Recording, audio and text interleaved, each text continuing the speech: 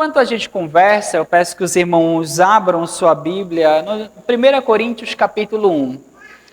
Irmãos, eu vou contar uma história aqui. Eu lembro que há um bom tempo atrás, há um bom tempo mesmo, talvez coisa de 1 ou 2 décadas, eu assisti um filme que na época fazia muito sucesso. O nome do filme era Titanic. Não sei quantos aqui já assistiram, não sei quantos já fizeram os filhos assistirem, mas Titanic era um filme daquele que você para em casa para assistir na sessão da tarde com toda a família, com pipoca e coisas do tipo. E quando a gente pensa nesse filme, a gente pensa que esse filme tem um casal protagonista. Tem a Rose, né, eu acho que é esse o nome dela, e o Jack. E aí, a gente, assistindo esse filme criança, a gente torce pelo Jack. Não é? O Jack, a gente torce por aquela paixão, a gente torce para que eles fiquem juntos, para que eles sobrevivam juntos em meio a toda aquela tragédia.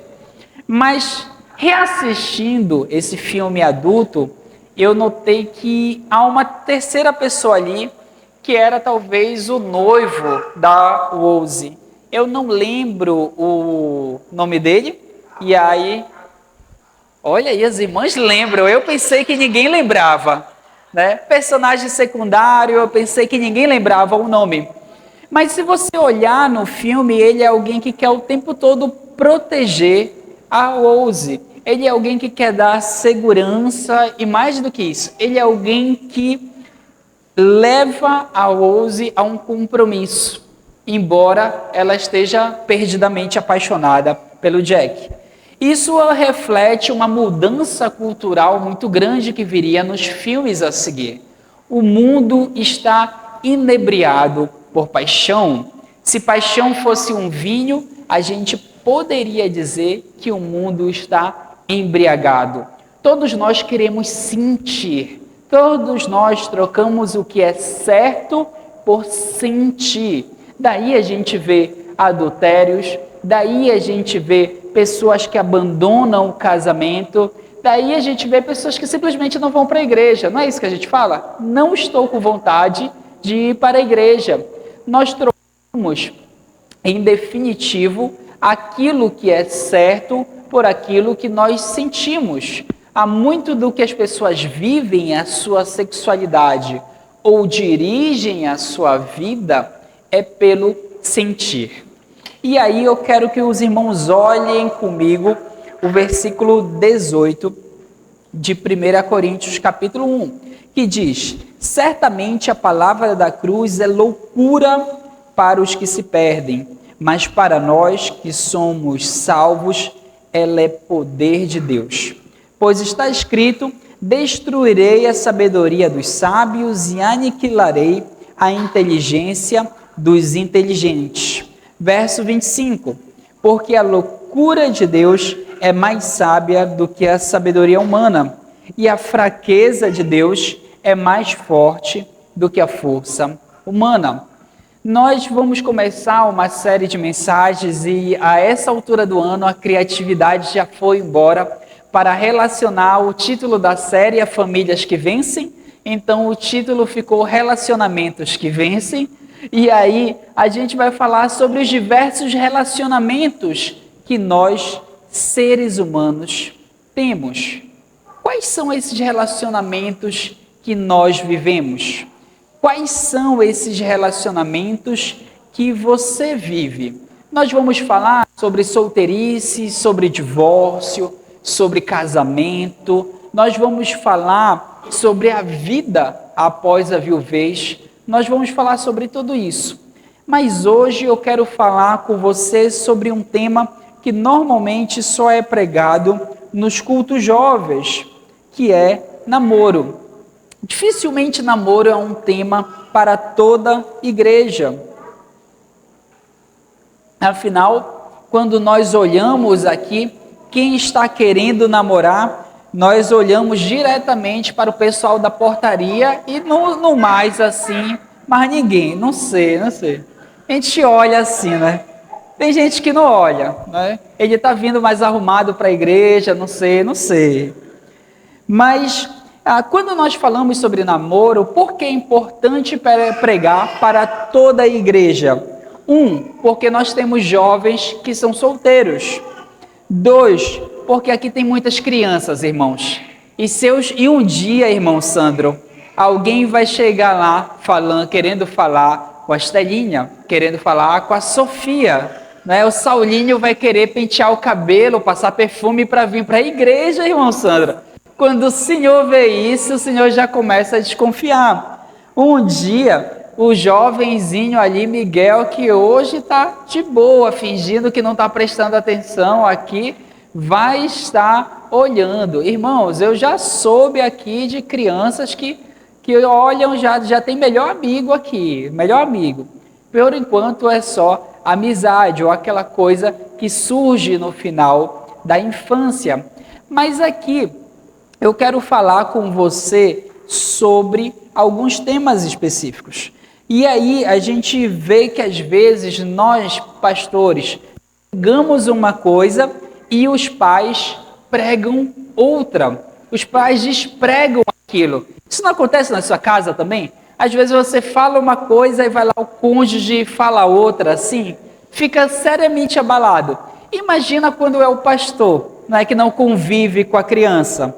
Há aqueles também que são casados, mas ainda terão mais filhos. E por fim, é preciso que a nossa igreja esteja junta, ensinando as novas gerações. Esteja junta, encorajando e até corrigindo quando é necessário. E é aqui que a gente precisa entender. Porque por vezes a gente não aprende nada, às vezes, de um tema. Irmãos, eu não sei se acontece com você, sabe, ou só comigo, mas às vezes a gente demora uma vida inteira para aprender sobre um tema. Mas a verdade é que a gente demora muito tempo para abrir nosso coração e realmente ouvir a palavra de Deus sobre aquele tema. Às vezes a gente já sabia a verdade, a gente só não queria seguir a verdade. A gente queria fazer do nosso próprio jeito. Só que quando a gente fala sobre namoro, não importa muito o que o pastor Leandro pensa, não importa muito o que nós pensamos. Então, isso pode acontecer com vocês. A irmã Duda pode chegar e conversar, irmã Brenda, preciso me aconselhar com a senhora. Eu estou pensando em namorar com um coleguinha da escola. Ela ainda chega assim, não conta nem para o pastor, nem para minha mãe. Não é assim que a criança chega, não é assim que a adolescente chega. Mas a questão toda, você vai precisar aconselhar. E o que é que você vai precisar aconselhar? É a palavra de Deus. Os nossos conselhos são valiosos em uma atividade, quando eles são baseados na palavra de Deus. É aí que quando um jovem lhe procurar, quando alguém lhe procurar, a senhora vai ter autoridade para ensinar. Não aquilo que o mundo ensina, mas o que a sabedoria de Deus enfatiza.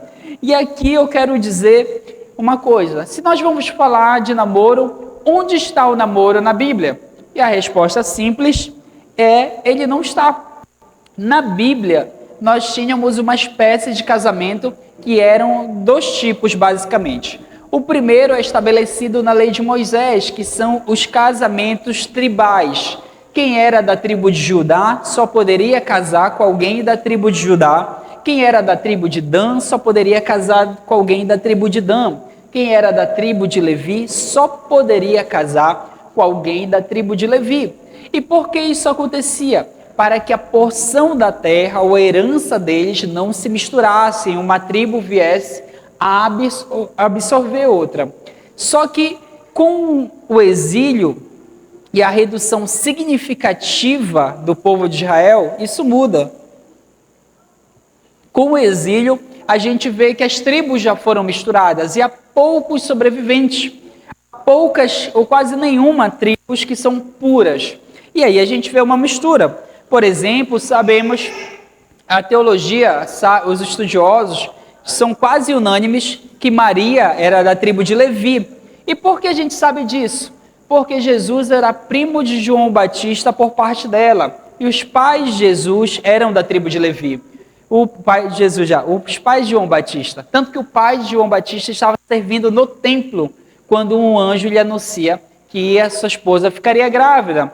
Agora Jesus precisava ser da tribo de Judá. E isso acontece por meio de seu pai José. A gente observa que o casamento ele era arranjado entre famílias. E irmãos, às vezes a gente pensa isso, não pensa? Eu não sei se vocês pensam, mas às vezes eu vejo umas crianças na igreja e eu olho assim, olha, bem que esse aqui podia casar com a Maitezinha, né? Eu não sei se eu penso isso aqui, né? Um pretendente aqui para Maitê. Às vezes até falo, amor, bora visitar mais para manter a amizade ali entre as crianças, né? E aí eu penso isso. E a ideia do casamento tribal era que o seu pai e sua mãe pudessem escolher para você um bom marido. Porque na maioria das vezes o pai ama o filho e na maioria das vezes o pai e a mãe querem que ele case com uma boa pessoa, não é? A gente, na nossa sociedade individualista, acha isso um absurdo. Vários pais, às vezes até cristãos, querem que o filho escolha sozinho e que ele saiba que é a melhor escolha para ele. Não, ele sabe o que é melhor para ele. Eu não vou me meter, é o que eu já ouvi vários pais falando. E, enfim, a maioria das vezes, a gente sozinho faz muita besteira. A gente quebra muito a cara antes de acertar. E eu acho um absurdo quando pais não querem se meter na vida amorosa do seu filho. Porque, irmão, você quer escolher a escola que ele estuda, o time de futebol que ele torce, você quer escolher o que ele come, mas a profissão dele, às vezes você não quer que ele faça essa profissão, que ele siga aquela, mas a decisão mais importante da vida, às vezes você não quer dar o seu pitaco. É um absurdo isso. Quando a gente pensa sobre isso, a gente pensa que na Bíblia só existem duas categorias. Ou você é solteiro, ou você é casado. Na Bíblia não existe namoro. O noivado na Bíblia já era um contrato de casamento. Por exemplo, José ainda não tinha consumado o casamento com Maria, mas para deixá-la, ele teria que dar carta de divórcio. Então, as Escrituras nos dizem que ou há casamento ou há a solteirice. Não há, por exemplo, um morar junto, não há, por exemplo, o efeito coabitação. Não é legítimo diante de Deus. Daí o fato de a gente sempre esperar que as pessoas se casem e sempre lutar pelo casamento das famílias na nossa igreja. Afinal, é essa a ideia bíblica de relacionamento. Mas fato é que namoro é algo atual. O namoro ele surge com dois grandes movimentos. A revolução automobilística, ou seja, a criação do automóvel. De repente, o jovem poderia ir lá na casa da moça, buscá-la para sair. E a gente vê isso muito nos filmes dos anos 60, 80, o jovem indo buscar a moça para ir ao baile ou algo do tipo. E também com a questão da revolução sexual, porque o mundo queria fazer sexo, o famoso faça sexo, não faça guerra. Aqui a gente observa que o mundo começa a empurrar valores para dentro da igreja. Na nossa cultura individual, eu já vi pessoas de igrejas que eu congreguei que não queriam que o pastor opinasse. O que o pastor tem a ver com a minha vida, com o meu casamento, com o meu namoro? Que não queriam que os pais opinassem. Não queria que os seus líderes imediatos não opinassem. E às vezes esconde de todo mundo. Irmãos, já teve jovens na igreja que a gente só namorando quando apareceu grávida.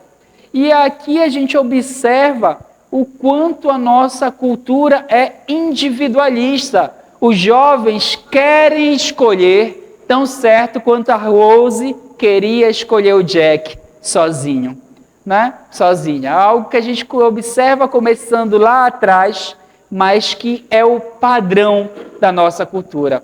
E eu não estou dizendo que os casamentos têm que ser arranjados. Talvez eu tente arranjar, talvez eu tente dar um empurrãozinho para Maitê. Olha, aquele rapaz é um bom moço, né? Talvez, talvez.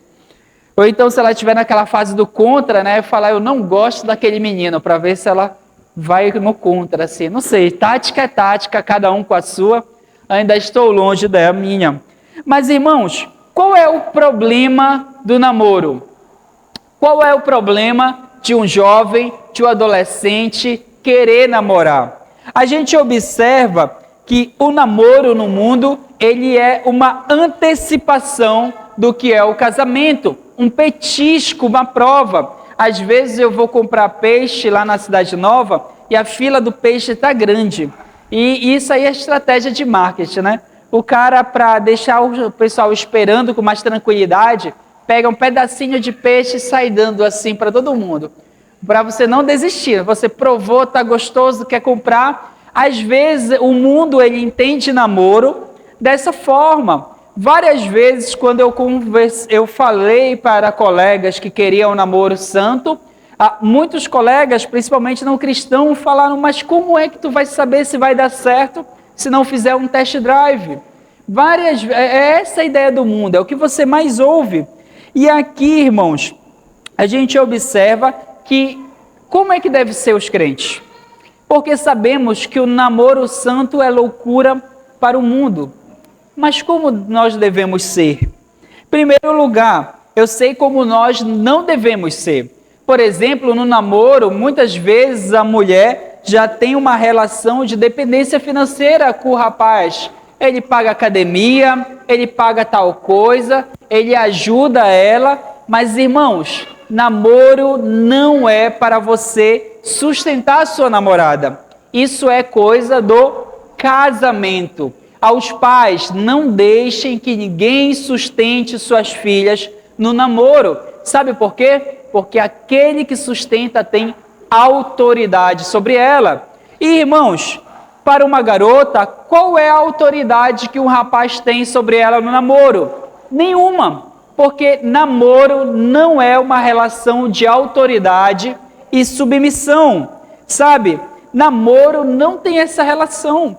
Às vezes os nossos namoros, eles são muito falhos nisso. Às vezes na igreja mesmo a gente vê o jovem que paga tudo, ou que faz as coisas, mas a gente precisa entender que isso impõe relações hierárquicas. E é aqui que a gente precisa tomar cuidado. Sabe, namorados não são para estarem sozinhos por muito tempo. E o mundo moderno acha isso normal. Se dois namorados saírem todas as noites para o cinema, para conversar, para bater papo, o mundo acha muito normal. Eu lembro de uma jovem que morava próximo à nossa casa, que a gente jogava bola na rua, dava determinado horário, meu colega entrava, porque ele ia tomar banho, que ele ia namorar. Todos os dias eles ficavam namorando na frente de casa. Os pais não apareciam, algo do tipo. É isso que o mundo moderno proporciona. Às vezes eu estou fazendo um estudo lá com os jovens e a gente olha ao redor do condomínio. Na última sexta, depois do estudo, a gente foi jogar um bilhar. Quando eu olho, eu vi um casal de jovenzinhos se pegando no banquinho lá de trás, assim, não é? E a gente olha, isso é normal, irmãos, normal. As pessoas passam e elas nem... É comum, é comum. É isso que o mundo entende como comum. Se você falar para uma pessoa do mundo, ela vai... O que tem? Não são namorados? É isso, é isso. O mundo define isso. O problema, irmãos, que isso não acontece só com jovens. Eu lembro que uma vez eu estava conversando com uma colega minha da igreja e a mãe dela, que tinha ficado solteira há um tempo significativo, apareceu com um rapaz. E aí eu perguntei para ela, a gente era muito próximo, esse rapaz é crente? Não. Aí depois esse rapaz era crente de uma outra igreja, tá bom. Aí conversando, ela estava me falando, não, porque o namoro deles não é como o de criança. E a minha pergunta foi, não é como o de crente? Não é porque, que eu saiba, não é por ser criança ou adulto que você tem um namoro com intimidade sexual. É se você é crente ou não, se você é cristão ou não. E aí, às vezes, a gente pensa nisso com um namoro com uma antecipação. Mas aí eles deram o segundo passo, eles foram morar juntos. Eu lembro que eu tinha 17 anos na época, eu tinha acabado de passar na UEPA, conversando com ela, eu falei, e ela foi disciplinada na igreja. E eu lembro que ela se retraiu tanto, ela foi disciplinada e ela saiu da igreja porque ela não achava justo ser disciplinada. Então, tinha 17, eu vou fazer 32, se eu jogar na conta dá uns 15 anos, não é? Eles estão há 15 anos morando juntos e há 15 anos não casaram. Não é? A gente observa aqui que começou lá atrás. A gente observa que a igreja tentou cuidar, mas a gente vê pessoas que ignoram aquilo que Deus diz. E aqui a gente vê as consequências. Dá para corrigir, pastor? Dá para corrigir. Mas como corrigir alguém que se nega a escutar a correção? Quando a igreja disciplina um casal ou uma pessoa, não é porque a igreja quer machucar, é porque a igreja quer corrigir. Assim como você quando chamar a atenção do seu filho. Não há prazer de um pai em chamar a atenção ou de ver o filho chorando, a não ser que seja necessário corrigir. E às vezes você chora junto com o seu filho, porque é isso que aquele que ama faz. Irmãos, sabe, tem coisas que são inadmissíveis, mas a gente coloca o rótulo de namoro, fica aceitável. Por exemplo, se algum irmão, o Estevão foi lá em casa, de surpresa, apareceu lá, né, e eu estou sozinho com uma irmã, ela sai e vai embora, na hora a mensagem cai no grupo da diretoria, aciona, aqui tem alguma coisa errada com o pastor Leandro, mas se são dois jovens namorando, as pessoas não ligam, né? As pessoas não ligam. Se, por exemplo, a gente descobre ali que o nosso porteiro remista da igreja está beijando uma garota no shopping, já bate a foto, já chega para o pastor aqui. Já vai conversar com o pastor no domingo. Mas se alguém fala, não, pastor, é namorada dele. Ah, então está permitido. Não é isso. A gente coloca o rótulo de namoro e permite práticas que a igreja não deveria permitir. Sabe? Tá tudo bem beijar uma mulher que não é minha esposa? Não, pastor, tá errado. Mas é namorada. Ah, então é permitido. Observem o quanto a gente abandonou o padrão bíblico para relacionamentos. Observem o quanto a gente tem abandonado o padrão bíblico para relacionamentos. Sabe, ver duas pessoas que não são marido e esposa se beijando, para nós é natural. É natural. A gente nem se incomoda, mesmo que seja dentro da igreja. Sabe, irmãos, por exemplo, a Bíblia nos fala que eu não devo cobiçar uma mulher que não seja minha esposa, e que isso é passível de me levar para o inferno. Mas o namoro é o local onde as pessoas cobiçam umas às outras e estão defendidas pelo rótulo. Quando a gente pensa em namoro, nós pensamos em namoro que são completamente mundanos. E quando eu olho para isso, irmãos, eu fico pensando que há namoros que nunca deveriam ter começado. Sabe, quantas pessoas sofrem consequências terríveis de relacionamentos que elas não deveriam ter começado. Eu conheço pessoas lutando para proteger seus bens, porque elas não deveriam ter entrado em relacionamento, o relacionamento acabou e agora quem terminou quer metade de tudo. Pastor, mas não é justo eu construir tudo só. Mas você não ouve o conselho de Deus antes de começar a fazer. Sabe, eu conheço pessoas que foram completamente destruídas por quem o outro era, mas todo mundo avisou para não começar o relacionamento. Há pessoas que não se preocupam em ouvir a voz de Deus ou aquilo que Deus tem. E aí os relacionamentos começam destruídos, começam corroídos. E quando a gente pensa sobre isso, a gente pensa, irmãos, que não é isso que nós queremos para o Marco, nem para a Duda, nem para o Daniel, nem para a Maite, nem para o Pedro, nem para o Saulinho ou mesmo a Estela.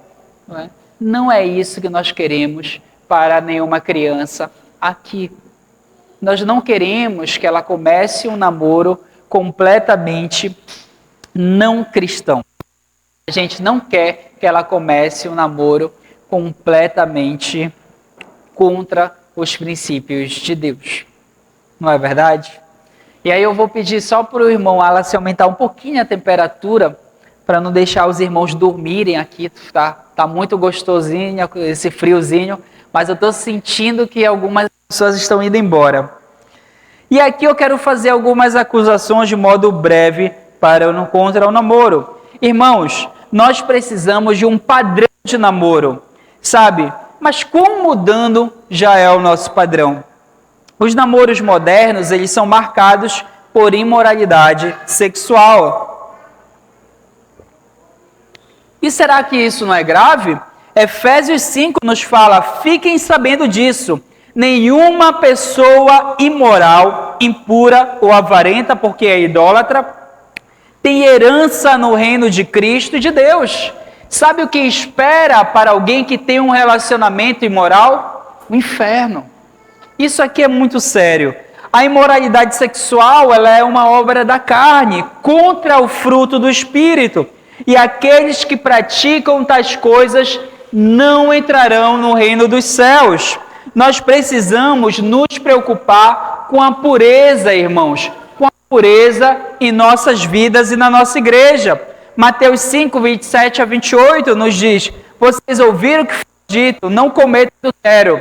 Eu, porém, lhes digo, todo que olhar para uma mulher com intenção impura, já cometeu adultério com ela no coração. Não é isso que acontece no namoro? Não é o local onde nossas intenções impuras, por vezes, são disfarçadas? Irmãos, a gente observa que há um coração desesperadamente corrupto e que ele corrompe os nossos olhos. E os nossos olhos cobiçam aquilo que não deveriam cobiçar. E essa cobiça nos faz pecar. E o nosso pecado gera a morte. Por exemplo, Mateus 15, 17 e 19 nos diz, não percebe que o que entra pela boca vai para o estômago e mais tarde é expelido? Mas as coisas que saem da boca vêm do coração. É isso que contamina o homem, pois do coração saem os maus pensamentos, os homicídios, os adultérios, as imoralidades sexuais, os roubos, os falsos testemunhos e as calúnias. É do nosso coração que sai toda imoralidade sexual. O problema disso é que ela nos destina ao inferno. A gente observa em Jeremias 17, de 9 a 10, que temos enganoso é o coração, mas todas as coisas e desesperadamente corrupto. Quem poderá entendê-lo? E aí Jeremias responde, eu, Senhor, sondo o coração e provo os pensamentos para dar a cada um seus caminhos, segundo o fruto das suas ações. A gente observa, irmãos, que Jeremias está nos falando que o seu coração ele é corrupto. Sabe o que isso significa? Significa que o seu coração é apaixonado pelo mal, por aquilo que vê. E essa corrupção nos faz ser enganados. E essa corrupção pode nos levar a atos que a gente se arrependa. É essa corrupção que nos leva à imoralidade. É essa corrupção, irmãos, que nos leva ao inferno. Quantos casamentos começam falidos porque começaram com relacionamentos imorais? Não é verdade?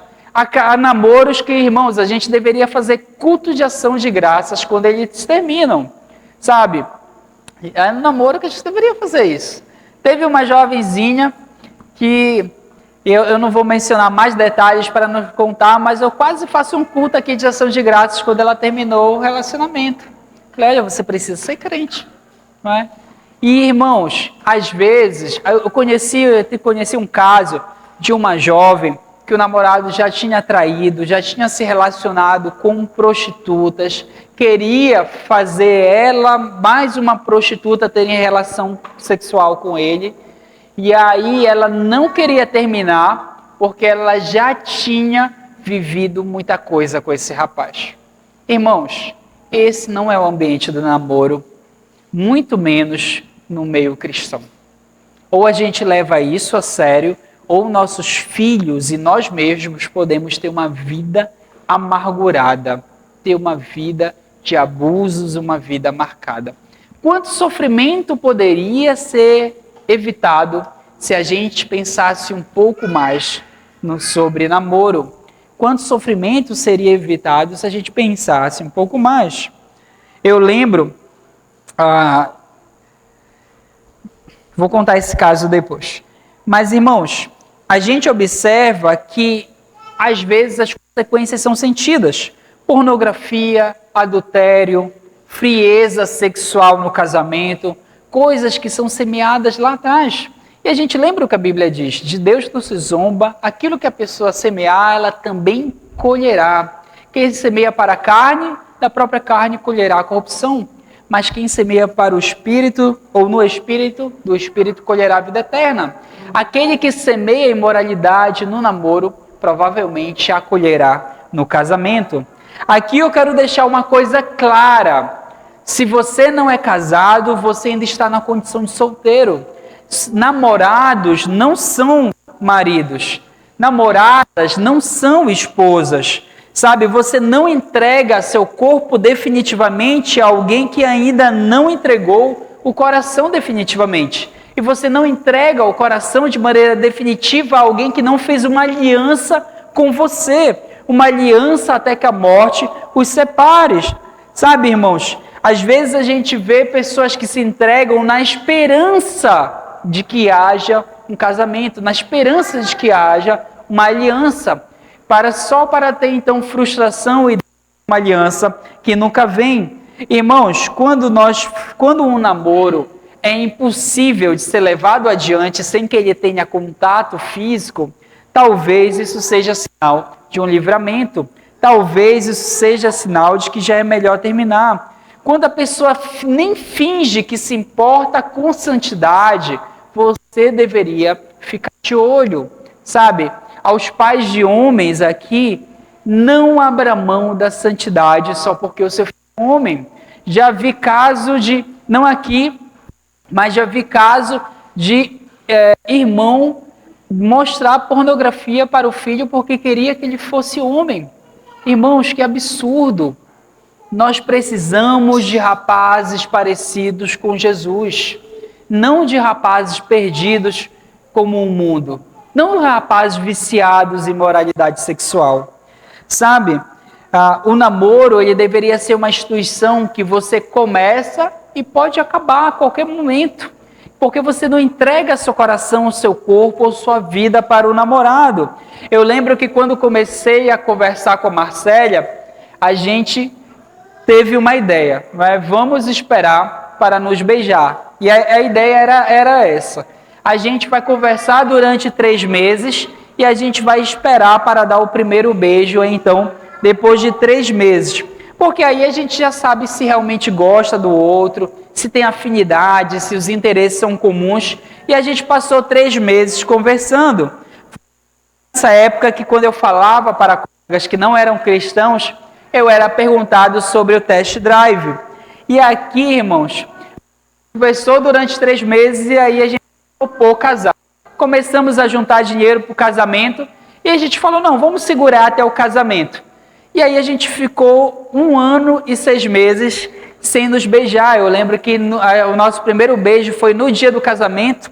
Eu lembro até hoje do frio na barriga. Eu ia dar o primeiro beijo nela na frente de todo mundo. Nem sabia se eu sabia beijar depois de tanto tempo. Fiquei com medo. Segurei aquele rostinho com as 2 mãos, porque vai que eu erro, não é? Eu pensei assim, vai que eu erro. Segurei e dei um selinho lá, morrendo de medo e de frio na barriga. Se você ver as fotos do casamento, claramente eu estava amarelo.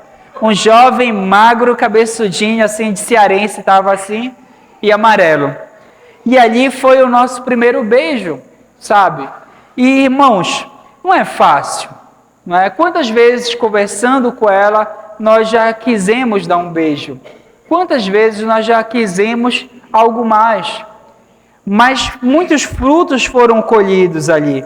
Se nós não dessemos certos, o término é muito mais fácil quando você não entregou o seu corpo.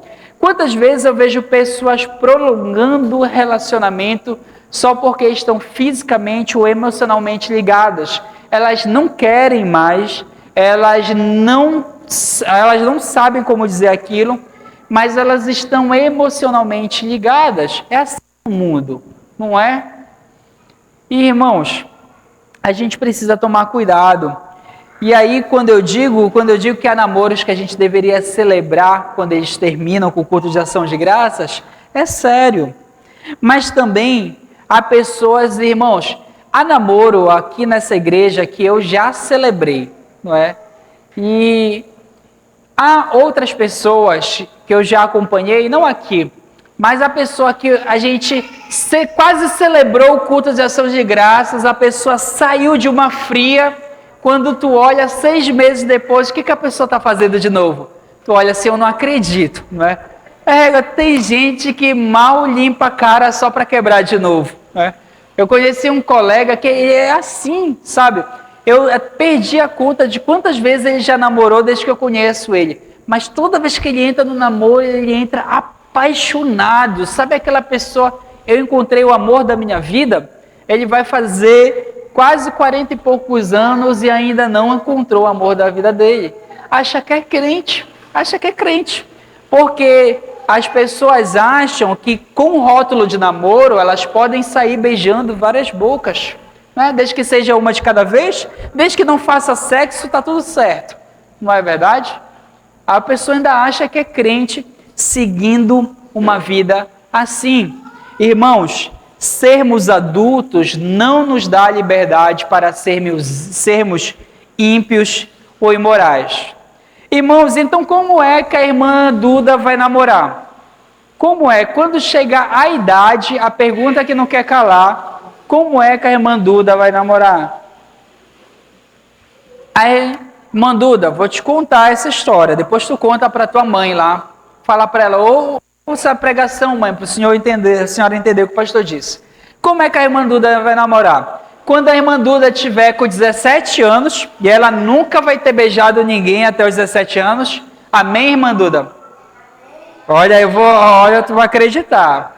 Senhor, age, porque aquele coraçãozinho ali é fraco, né? Mas Deus é forte. E aí, quando a irmã Duda completar 17 anos, um jovem da igreja vai se interessar por ela, né? 17, 18, 19 anos. Eu conheci a irmã Marcélia, ela tinha 18 anos. E aí, um jovem vai se interessar por ela. Eu lembro até hoje, primeira vez que eu fui na casa da irmã Marcélia, a gente só estava conversando, não estávamos namorando nem nada. A irmã Lândia, conversando comigo na mesa, ela olha para mim e começa a chorar. E aí, o que foi, dona Lândia? Aí ela, vocês vão casar. Falei, eu vim aqui para isso, né? Quero casar com sua filha. Primeira refeição, eu coloquei essa na mesa logo, né? Quero casar com essa filha, eu não estou aqui para brincadeira. Então é isso, né? Aí começa o namoro. É um tempo de conhecimento, é um tempo de conversa, que dura 6 anos, que dura 7 anos. Não, irmãos, não é isso, né? O namoro, ele não vai durar tudo isso, ele vai durar alguns meses. A mãe vai avaliar, na ausência do pai próximo, irmão Wallace, um outro homem da família vai avaliar o rapaz, não é? Eu conheci uma amiga minha, que quando o pretendente dela foi lá na casa dela, o pai dela era militar. Aí a arma estava toda assim desfeita, né? Ele ia limpando e amontando a arma na frente do rapaz. Nunca esqueci essa ideia, porque eu tenho uma forte tendência de fazer com a Maitê, quando chegar a vez dela. E aí ele ia limpando e conversando. E aí o rapaz vai falar, olha, quero namorar com sua filha. Vai lá, pronto. Conversam, sentam na igreja juntinho. Saem sozinhos? Não, não saem sozinhos. Conversam perto da casa da mãe, conversam perto da casa do pai. Às vezes uma pessoa vai sair, né?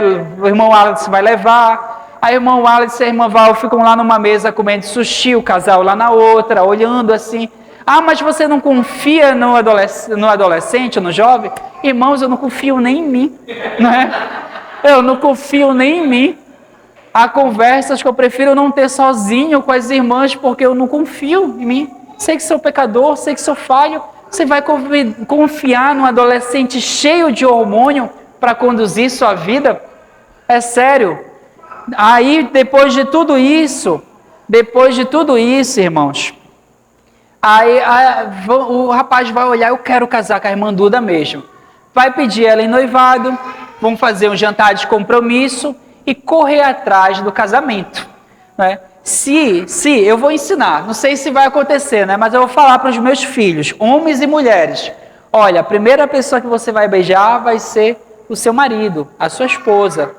Bora ver se eu consigo chegar até lá. Mas, irmãos, mesmo que eu ainda não consiga esse ideal, quanto sofrimento pode ser evitado se eles não tiverem 4, 5 namoros antes do casamento? Se eles não abandonarem a fé antes do casamento? Então, olhe para a sua vida. Quanto sofrimento você trouxe para ela por não respeitar esses passos? Irmãos, eu tive 2 relacionamentos antes da Marcélia. 2 relacionamentos que eu poderia não ter tido. Ela sabe disso. A gente sempre fala isso. Eu cheguei na vida dela, quase que eu fui o primeiro namorado dela, né? Mas o primeiro namoro custou muitas lágrimas. Ainda que não tenha tido tanta coisa, custou muitas lágrimas. Sabe? Às vezes, o ideal é que a gente vá virgem. O ideal é que a gente vá com um namoro santo para o casamento. Porque nosso Deus é santo e o nosso casamento será santo. Eu sei que o mundo não valoriza em nada a castidade. Eu sei que o mundo não valoriza em nada a pureza. Eu sei que o mundo não valoriza em nada o compromisso ou o matrimônio. Mas não é assim entre o povo de Deus. E aí eu quero concluir com 3 pontos nessa noite. E cheguei aqui para ser breve na conclusão. Primeiro ponto, irmãos. Quando nós falamos de um namoro santo, nós estamos falando uma coisa. Jesus é melhor do que o sexo. É isso que nós estamos falando. É difícil de acreditar. O mundo jamais entenderia isso. Mas Jesus é melhor do que o sexo. Não importa o quão bom um sexo possa ser. Quando nós olhamos o texto de 1 Coríntios, capítulo 6, verso 15 a 20. 1 Coríntios, capítulo 6, verso 15 a 20. Ele diz o seguinte: vocês não sabem que o seu corpo é, na realidade, membro de Cristo? Acaso um homem deve tomar seu corpo, que faz parte de Cristo, e uni-lo a uma prostituta? De maneira nenhuma. E vocês não sabem que se um homem se une a uma prostituta, ele se torna um só corpo com ela? Pois as Escrituras dizem, os 2 se tornam um só. Mas a pessoa que se une ao Senhor tem com ele uma união de espírito. Fujam da imoralidade sexual. Nenhum outro pecado afeta o corpo como esse. A imoralidade sexual é um pecado contra o próprio corpo. Vocês não sabem que o corpo é templo do Espírito Santo? Habita em vocês e lhes foi dado por Deus? Vocês não pertencem a si mesmos, pois foram comprados por um alto preço. Portanto, honrem a Deus com o seu corpo. O apóstolo Paulo está falando que se você se deita com alguém que não é sua esposa, que não é seu marido, você está profanando o corpo de Cristo. Saiba, irmãos, profanar o corpo de Cristo não é fazer alguma coisa horrível dentro dessas 4 paredes. Sabe, às vezes a gente pensa assim, mas já imaginou, a gente chega aqui atrás, tem 2 jovens se beijando, meu Deus, amor, pastor, que pecado, disciplina. Às vezes a gente pensa que porque é dentro dessas 4 paredes aqui, não pode fazer um monte de coisa. Mas não, irmãos. Profanar o corpo de Cristo, para o apóstolo Paulo, é se deitar com alguém que não é seu marido, que não é sua esposa. Por quê? Porque você faz parte da membresia de Cristo. Você faz parte do corpo. Em última instância, é como se você estivesse levando Cristo para deitar com alguém que não é de Cristo. É isso que você faz ao se unir com alguém que não segue a Jesus. Irmãos, que grave é. Que grave é. Por isso que nas igrejas batistas, tradicionalmente, alguém é disciplinado quando começa a namorar com alguém que não é cristão. E aqui, aviso a essa igreja, não incentive ninguém a namorar com alguém que não é cristão. Jesus é melhor do que o sexo, Jesus é melhor do que o casamento. Ah, pastor, mas a pessoa está solteira há tanto tempo, ela precisa de alguém. Não, irmãos, ela não precisa de alguém mais do que ela precisa de Jesus. Entendeu? Isso aqui fique claro, não incentivem, não tragam esse mau exemplo para a igreja e para os seus filhos. Aqui o apóstolo Paulo nos fala isso. E aqui a gente observa que aquele que está com Cristo, se ele, como é que eu posso dizer? Ele precisa se unir a alguém que também está com Cristo. Ah, pastor, mas eu sou casado, meu marido ou esposa não é cristão. Nesse caso, o apóstolo Paulo vai dizer que o homem ou a mulher que é cristão santifica a pessoa que não é crente. Mas a santidade de um e que passa para o outro na relação, ela vem através do casamento. Irmãos, não incentivem o pecado no meio do povo de Deus. A gente vai falar mais sobre isso em outra pregação. E aqui o segundo ponto é, pastor, eu entendi. Nossos namoros devem ser santos, nós devemos incentivar nossos jovens, os adultos solteiros, as pessoas ao namoro santo. Mas eu não comecei no meu namoro santo. Eu errei no meu passado. Eu enfrentei problemas. Será que eu trouxe alguma maldição hereditária para o meu casamento? Será que eu trouxe alguma terrível maldição para a minha vida? E, irmãos, a Bíblia nos fala que a cruz é o local onde as pessoas são compradas com o sangue de Cristo. Se você foi comprado com o sangue de Cristo, já não há nenhuma maldição sobre você. Sabe, o segundo ponto é que o caminho da graça é um caminho de perdão e restauração. Irmãos, às vezes eu sou muito duro pregando, mas o que eu quero que você entenda é que uma vez que você está liberto em Cristo Jesus, Ele lava seus pecados. Ele diz para você o mesmo que Ele diz, às vezes, para aquela mulher adúltera. Você lembra desse texto? A mulher pega em flagrante adultério. Que pecado terrível, merecia apedrejamento. Mas Jesus olha para uma pecadora e diz, vá, não peques mais. E é isso, eu quero deixar isso aqui. Pastor, não sou casado. Case. Não é? Vá e não peques mais. Pastor, eu estava conversando com alguém que não é cristão. Infelizmente, encerre. Vá e não peques mais. Pastor, eu casei com alguém que não é cristão. Agora não divorcia. Continue fiel a Cristo. Vá e não peques mais. Mas que nós possamos ter uma segunda geração melhor do que a nossa. Que nossos filhos possam ser melhores que nós. Que todos esses jovens aqui possam encontrar maridos e esposas em Cristo e viver um casamento para a glória de Deus. Eu acho que aqui a gente tem o quê? 3, 5, 8, 9 crianças só aqui, não é? Se todos eles casarem com alguém lá da PIB e trouxerem para cá, dá 18. Se tiverem 2 filhos, aqui a gente já vai para o quê? Para 36 era um filho. Não, é 36, né? Olha aí, já aumenta a membresia, irmãos. A gente tem que fazer nosso trabalho direito, investir em qualificação. Irmãos, precisamos resolver nossas pendências por Cristo.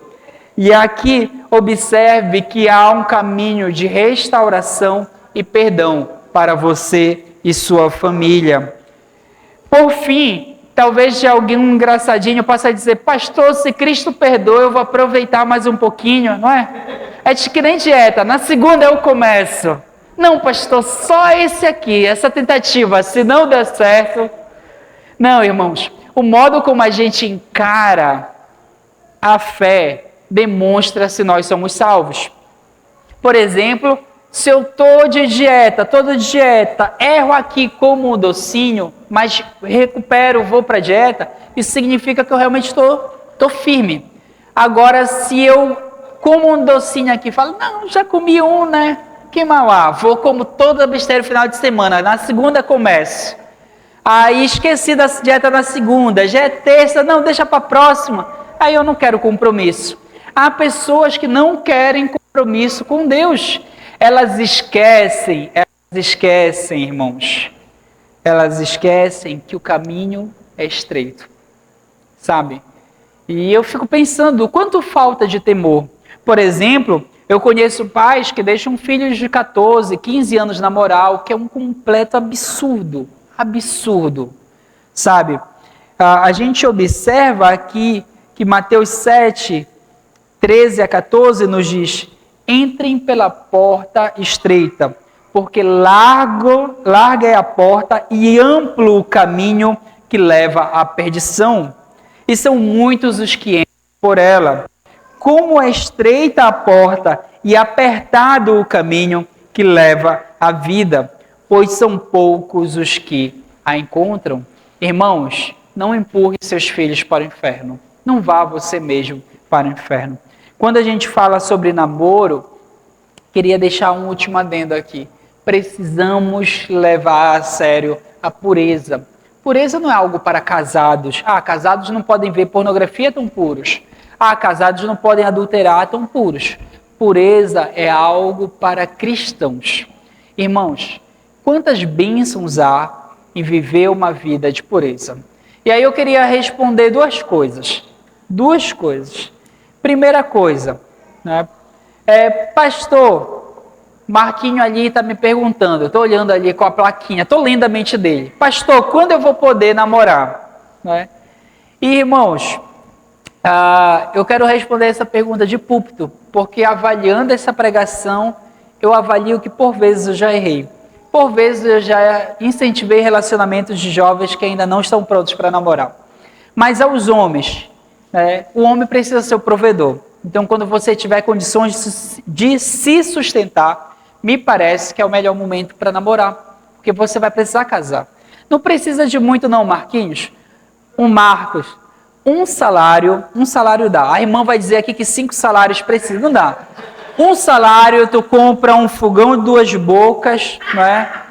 um botijãozinho de gás, um colchão para o chãozinho e um ventilador, é tudo o que precisa. Não precisa de geladeira, não. O isoporzinho, começo humilde, não é?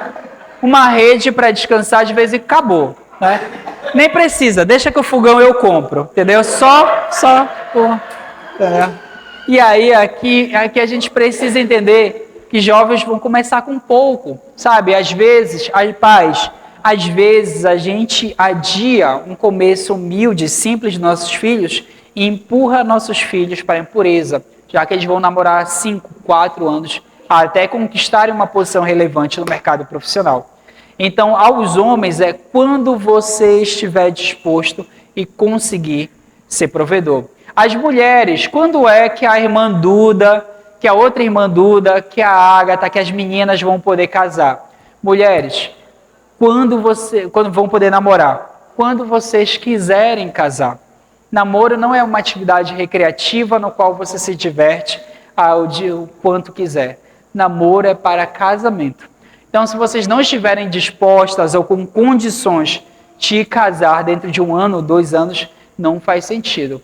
Não faz sentido namorar. É por isso que criança de 13 não tem como namorar. Para o mundo é super normal, não é? 13, 14, 15 anos de namorar. Mas não é assim que nós fazemos no meio do povo de Deus. Os pagãos fazem essas coisas. Nós não agimos assim. Nós pensamos em construir uma família feliz. Tem um estudo que mostra que quanto mais parceiros você tiver antes do casamento, menor é a chance do seu casamento dar certo. E existem vários fatores comparativos, mágoas, tudo isso, né? A gente precisa entender que essas coisas marcam a nossa alma. Irmãos, que Deus nos ajude a formar uma nova geração melhor que a nossa, a exortar e a colher os frutos dessa semeadura. Amém? Vamos orar? Senhor Deus e Pai, nós estamos aqui, Senhor, sabendo que Tu és santo e que sem santidade ninguém verá a Ti. Nós estamos aqui, Senhor, sabendo que somente aqueles que têm o corpo lavado, as vestes lavadas pelo sangue do Cordeiro, são os que verão a Deus. Nesse sentido, te pedimos que o Senhor crie em nós um coração impuro e um espírito inabalável. Te pedimos, Senhor, que nos ajude a ser firmes na Tua aliança. Talvez muitos tenham errado no passado, mas que eles possam deixar o que passou para trás. E onde teve pecado, que a graça superabunde, multiplique e espalhe uma nova vida. Senhor, que dos nossos corações, da nossa alma, possam sair louvores de santidade até o Teu santo trono. Que nossa vida seja um perfume agradável a Ti. E que as novas gerações, ao verem namoros santos, ao verem casamentos, ao verem famílias felizes nessa igreja, possam desejar casar, possam desejar uma nova vida em Ti, possam desejar ter lares estruturados, cheios de filhos que multipliquem a alegria e a Tua bênção em nosso meio. Senhor, muito obrigado por tudo que o Senhor tem nos ensinado. Amém.